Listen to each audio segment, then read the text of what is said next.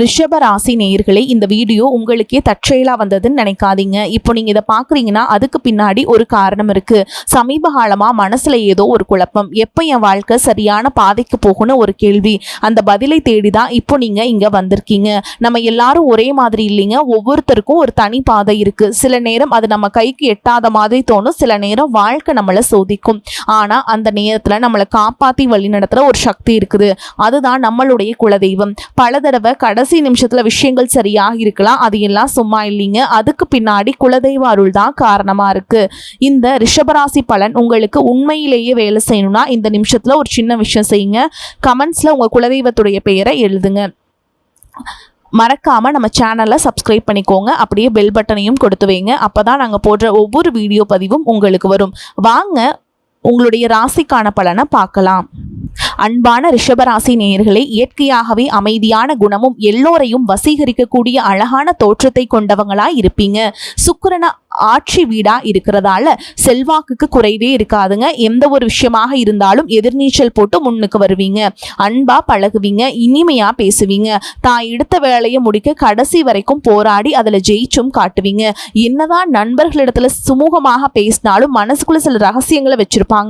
இலகிய மனமும் தாராளமான சிந்தனையும் உடையவங்களா இருப்பாங்க. குறைவாக பேசினாலும் மற்றவங்க ரசிக்கக்கூடிய வகையில பேசுவாங்க. கடின உழைப்பாளிகளாகவும் இருப்பாங்க. மற்றவங்க சந்தோஷமா இருக்கணும் தான் இவங்க எப்பவுமே நினைப்பாங்க. காதல் விஷயத்துல ரொம்பவே நேர்மையா நடந்துப்பாங்க. குடும்பத்து மேலையும் வாழ்க்கை துணை மேலையும் அளவு கடந்த அன்பும் பாசமும் வச்சிருப்பாங்க. எந்த இடத்துலையும் யார்கிட்டையும் தன்னோட குடும்பத்தை விட்டு கொடுக்க மாட்டாங்க. அழகு மற்றும் ஆடம்பரம் சார்ந்த விஷயங்கள்ல ரொம்பவே கவனம் செலுத்துவாங்க. இப்படி சிறப்பான குணங்கள் இருக்கக்கூடிய ரிஷபராசி கிருத்திகை நட்சத்திரம் 2ஆம் பாதம் 3ஆம் பாதம் 4ஆம் பாதம், ரோகிணி நட்சத்திரம் மிருகசீரிஷ நட்சத்திரம் 1ஆம் பாதம் 2ஆம் பாதத்துல இருக்கவங்களுக்கு உங்களுடைய புதிய சிந்தனைகள் மூலமாக மனதில் இருக்கக்கூடிய குழப்பங்கள் எல்லாமே தீரப்போகுது.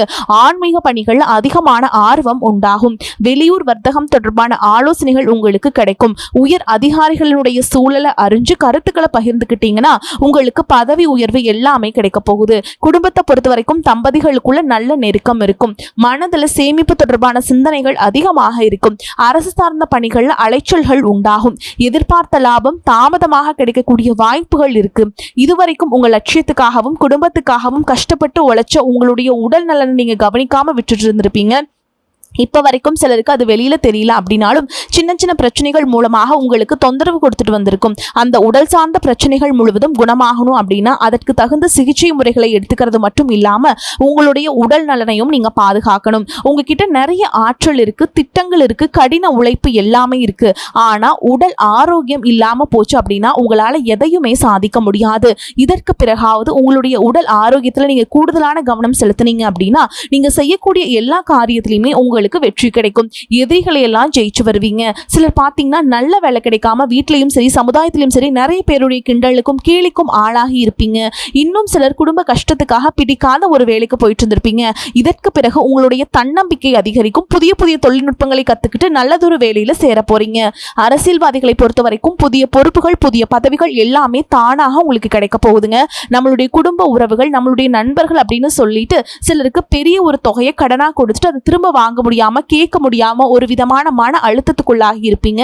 இதனாலேயே உங்களுடைய உறவு கெட்டு போயிருந்திருக்கும். அந்த பணம் உங்களுக்கு திரும்ப கிடைக்காது அப்படின்னு நீங்க முடிவே செஞ்சிருப்பீங்க. உங்ககிட்ட பணம் வாங்கினவங்க அவங்களுடைய தவறை புரிஞ்சுக்கிட்டு மனசாட்சியோடு உங்களுக்கு அந்த பணத்தை திருப்பி கொடுப்பாங்க. குடும்பத்தில் இருக்கக்கூடிய நெருக்கடிகள் விலகும். செல்வாக்கு அந்தஸ்து உயரும். கடவுள் நம்பிக்கை அதிகமாகும். பெரியவங்களுடைய உதவி உங்களுக்கு கிடைக்கும். உறவுகளில் இருந்த சண்டை சச்சரவுகள் முழுவதுமாக விலகும். புதிய நண்பர்களும் உங்களுக்கு உதவி செய்வாங்க. தொழிலில் ஏற்பட்ட நெருக்கடிகள் விலகும். பொருளாதார ரீதியாக நலிவடைந்த நிறுவனங்கள் முன்னேறவும் போறீங்க. மேலும் மேலும் எதிர்பார்த்த லாபமானது உங்களுக்கு வியாபாரத்தில் கிடைக்க போகுது. புதிதாக தொழில் தொடங்கணும் அப்படின்னு நினைக்கிறவங்க இந்த காலகட்டத்தில் நீங்க தொழில் தொடங்கலாம். இதுவரைக்கும் உங்க குடும்ப உறவுகளுக்கு நீங்க பெருசா முக்கியத்துவம் கொடுத்துட்டு இருக்க மாட்டீங்க. எத்தனையோ கஷ்டமான சூழல்களை உங்களுடைய எல்லாவற்றையும் சகித்து கொண்டிருந்த குடும்ப உறவு இந்த சகிப்புத்தன்மை இழந்து கடமைக்கு ஏதோ ஒரு வாழ்க்கையை வாழ்ந்துட்டு இருக்க மாதிரியான சூழல்ல இருந்திருப்பாங்க. என்னதான் நீங்க குடும்ப உறவுகளை பத்திரமா பாத்துக்கிற எல்லாத்தையும் பூர்த்தி செஞ்சு கொடுக்குறேன் அப்படின்னு சொன்னாலும் குடும்ப உறவுகள் கிட்ட நீங்க மனம் விட்டு பேசணும். 20 வயசுல இருந்தாலும் சரிங்க 70 வயசா இருந்தாலும் சரிங்க குடும்பத்துல இருக்கிறவங்களுடைய மனநிலையை நீங்க எல்லா கட்டத்திலையுமே புரிஞ்சுக்கணும். அவங்களுடைய வார்த்தைகளுக்கு மதிப்பு கொடுத்து சில விஷயங்களை திருத்திக்கிட்டும் சில விஷயங்களை மாத்திக்கிட்டும் நீங்க இருந்தீங்க அப்படின்னா உறவுகள் உங்களை தலையில தூக்கி வச்சு கொண்டாடுவாங்க. உங்களை பொறுத்த வரைக்கும் குடும்பத்துல நிம்மதி முழுசா கிடைக்கணும் அப்படின்னா சில இடங்கள்ல விட்டு கொடுத்து போறதான் நல்லது அப்படிங்கிறத ஞாபகம் வச்சுக்கோங்க. இதையெல்லாம் சரியா செய்யாத காரணத்தினாலதான் நிறைய பேருடைய குடும்பத்துல கணவன் மனைவியா இருப்பாங்க, வெளியே போவாங்க வருவாங்க, ஆனா உண்மையான அந்யோன்யம் இருக்காது, சரியா பேசிக்க கூட மாட்டாங்க, சமுதாயத்துக்காக போலியான ஒரு வாழ்க்கைய வாழ்ந்துட்டு இருக்க மாதிரி இருக்கும். இதற்கு பிறகு உங்க வாழ்க்கையிலும் இதுவெல்லாம் நடக்கக்கூடாது அப்படின்னா மனம் விட்டு பேசி உங்க கூட அதிகமான நேரத்தை செலவிடணும். உங்க மேல அவங்களுக்கு நம்பிக்கை வர மாதிரி நடந்துக்கணும். பணம் வசதி வாய்ப்புகள் எல்லாருக்கும் தேவை அப்படின்னாலும் அதை வச்சு நிம்மதியான அழகான ஒரு வாழ்க்கையை வாழ முடியாது. கோடீஸ்வரனா இருக்கவங்க கூட கஷ்டப்படுறதையும் ஏழைகளா இருக்கவங்க கூட சந்தோஷமா இருக்கிறதையும் நம்மளால பார்க்க முடியுதுங்க. சின்ன சின்ன விஷயங்களை கூட சரியா பேசி முடிக்காத காரணத்தினாலதான் பெரிய பெரிய பிரிதல்கள் எல்லாமே வருது. இன்னும் சிலருக்கு பார்த்தீங்கன்னா விவாகரத்து வரைக்கும் கூட போயிருது. இந்த மாதிரியான விஷயங்கள் எல்லாமே உங்க வாழ்க்கையில் நடக்கிறதுக்கும் நீங்க மட்டுமே முழுமையான காரணம் இல்லைங்க. உங்களை மட்டுமே குற்றம் சொல்லிட முடியாது. சில கிரகங்களுடைய பார்வையும் தசா புத்தியினுடைய பலன்கள் காரணமாகவும் இதுவெல்லாம் நடக்கும். சில ஜோதிட சூட்சமங்களை எல்லாம் நீங்க புரிஞ்சுக்கிட்டு சரியான விஷயங்களை மட்டும் செஞ்சீங்க அப்படின்னா உங்களுடைய வாழ்க்கையிலும் நல்லது நடக்கும். நீங்க விவாகரத்தை வாங்கியிருந்தா கூட 2 பேருடைய உள்ளத்திலையும் தூய்மையான புரிதல் வர வரைக்கும் உண்மையா நடந்துக்காங்க. உங்க வாழ்க்கையில நடந்த சம்பவங்கள் எந்த மாதிரி சிச்சுவேஷன் நடந்துச்சு அப்படின்னு மத்தவங்க சூழல்ல இருந்து உணர்வு பூர்வமா நினைச்சு பாருங்க. நிச்சயமா உங்க மனசுக்குள்ள மிகப்பெரிய மாற்றம் வரும். இந்த மாற்றத்தின் காரணமாக குடும்ப உறவுகள் மீண்டும் சேருவாங்க. இதுவெல்லாம் உடனே நடக்கலாம் அப்படின்னாலும் சில மாதங்கள்ல ஒன்றாக சேர்வதற்கான வாய்ப்புகள் இருக்கு. இந்த வாய்ப்புகள் சரியாக அமையும் பொழுது நீங்க அதை பயன்படுத்திக்கிட்டீங்கன்னா உங்களுடைய வாழ்க்கை உங்களுக்கு பிடிச்ச மாதிரியே மாறும். உங்களுடைய முன்னேற்றத்தை தடுக்கிறதுக்கும் உங்களை அவமானப்படுத்துறதுக்கும் இங்க நிறைய பேர் கூடவே இருந்துட்டு முயற்சி பண்ணிட்டு தான் இருக்காங்க. ஆனாலும் அவங்களுடைய சதிகளையும் சூழ்ச்சிகளையெல்லாம் தாண்டி இப்போ வரைக்கும் ஓரளவுக்கு நீங்க நல்லா இருக்கீங்க அப்படின்னா உங்ககிட்ட இருக்கக்கூடிய நல்ல எண்ணங்களும் கடவுள் பக்தியும் இதுவரை நீங்க செஞ்ச தர்ம காரியங்களும் தான் உங்களை காப்பாத்திக்கிட்டு இருக்கு. இதுக்கு முன்னாடி நல்ல நண்பர்களா இருந்திருப்பாங்க, நல்ல உறவுகளா இருந்திருப்பாங்க. அவங்களே தன்னோட சுயநலத்துக்காக துரோகங்களை எல்லாம் செஞ்சு உங்களுடைய வாழ்க்கையை கெடுக்கணும் அப்படின்னு நினைக்கும் போது இந்த உலகத்துல யாரு நல்லவங்க யாரு கெட்டவங்க யாரை நம்புறது அப்படிங்கறத தெரியாம தான் நீங்க புலம்பிட்டு இருக்கீங்க. ஒரு வகையில இந்த மாதிரி விஷயங்கள் உங்களுக்கு கஷ்டத்தை கொடுத்தாலும் இப்பவாவது இவங்க நம்ம மேல எவ்வளவு பொறாமையோடவும் வன்மத்தோடவும் இருக்காங்க அப்படிங்கறத ஓரளவுக்கு நீங்க புரிஞ்சிருப்பீங்க. இது எல்லாமே தெரிஞ்சுமே கூட நீங்க என்னமோ பண்ணுங்க, எத்தனையோ நல்லது செஞ்சு எனக்கு மனசாட்சிக்கு விரோதமா தப்பு செய்றீங்க அப்படின்னா அந்த கடவுள் உங்களுக்கு நிச்சயமா மிகப்பெரிய தண்டனையை கொடுப்பார் அப்படின்னு தான் கடவுள் கிட்ட உங்களுடைய வேண்டுதலை எல்லாம் வச்சுக்கிட்டு கடந்து போயிட்டு இருக்கீங்க. இப்ப இருக்கக்கூடிய சூழல்கள்ல தான் உண்டு தான் வேலை உண்டு அப்படின்னு தான் இருக்கீங்க. இருந்தாலும் உங்களுடைய கஷ்டத்தையும் கண்ணீரையும் மற்றவங்களுக்கு தெரியாத மாதிரி தான் பார்த்துட்டு இருக்கீங்க. உங்களுடைய வாழ்க்கை உங்களை எப்படி புரட்டி போட்டாலும் முடக்கி வச்சாலும் நீங்க எப்பவும் போல சாதாரணமா இருக்கிறதுனால உங்களை சுத்தி இருக்கவங்க எல்லாருமே இவங்களுக்கு என்னப்பா ஜாலியான வாழ்க்கை வாழ்றாங்க, இவங்க கிட்ட என்ன குறை அப்படின்னு சொல்லுவாங்க. ஆனா மனசுல நிம்மதி இல்லாம சரியா சாப்பிட முடியாம அவ்வளவு ஏங்க நிம்மதியா தூங்க முடியாம கூட நீங்க இவ்வளவு கஷ்டப்படுறீங்க அப்படிங்கிறது உங்களுக்கும் அந்த கடவுளுக்கு மட்டும் தாங்க தெரியும்.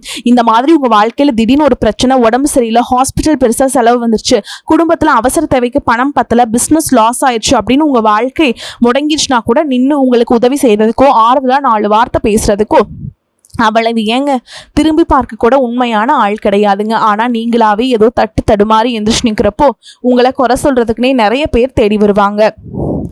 உங்க சொந்தக்காரங்க தெரிஞ்சவங்க அப்படின்னு எல்லாரும் தேவைக்கு மட்டும்தான் உங்களை பயன்படுத்திக்கிறாங்க. இது எல்லாமே தெரிஞ்சுமே கூட நீங்க என்னமோ பண்ணுங்க எனக்கு என்ன வந்துச்சு அப்படின்னு மறுபடியும் அவங்களுக்கு எல்லா உதவிகளையும் செஞ்சு ஏமாறக்கூடியவங்களா தான் நீங்க இருக்கீங்க. இந்த வாழ்க்கையில எப்படியாவது முன்னேறணும் அப்படிங்கிறதுக்காக தினம் தினம் கஷ்டப்பட்டு உழைக்கிறீங்க.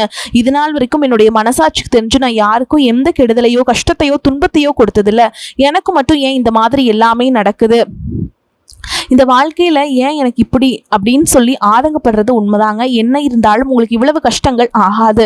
இந்த மாதிரி பிரச்சனைகள் உங்க வாழ்க்கையில வரும், கொஞ்ச நாளுக்கு அப்புறம் அது போயிடும். நிறைய நேரங்கள்ல பாத்தீங்கன்னா உங்களால எந்த பிரச்சனைகளும் வராது, ஆனா உங்களை சுத்தி இருக்கவங்க மூலமா தான் உங்களுக்கு நிறைய பிரச்சனைகள் வருது அப்படிங்கறத இப்பவாது கொஞ்சம் புரிஞ்சிருப்பீங்க.